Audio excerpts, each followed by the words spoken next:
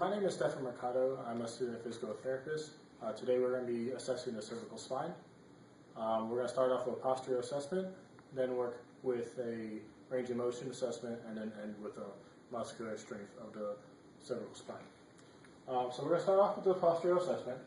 Looking from a lateral view, we're going to, can you take a step forward? Alright, we're going to line it up right by the lateral malleolus all the way up to the ceiling.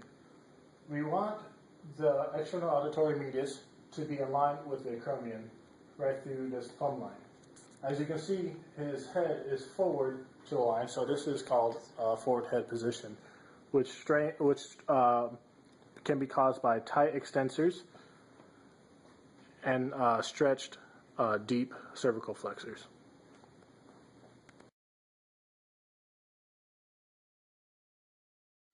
Okay, so now since we did the posture assessment, we're going to go into range of motion of the cervical spine.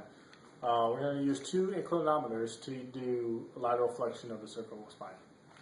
Okay, we have our patient here. First, we're going to palpate the T1 spinous process.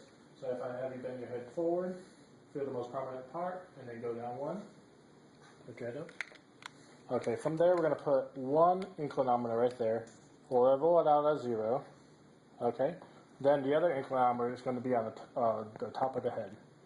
Okay? Once we have both leveled out, we're going to have him bring his ear towards his left shoulder. Okay? Now we see on the top one we have a 55. And see from down here we have about 4. So 55 minus 4, we got about 51 degrees. Normal is actually 45. So it's about even. Okay? Okay, for our second range of motion, we're going to assess his ability to rotate his cervical spine. So for this, we only need one inclinometer. Okay, we're going to put it on the base of his forehead, level it out to 0. Okay, have it looking straight up. Once we get that zeroed out, have you turn your head towards your right. Okay. And for there, we can see it's at 85, which normal is 80. So he's good.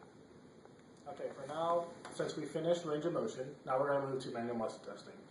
First, we're going to assess his strength of the sternocleidomastoid.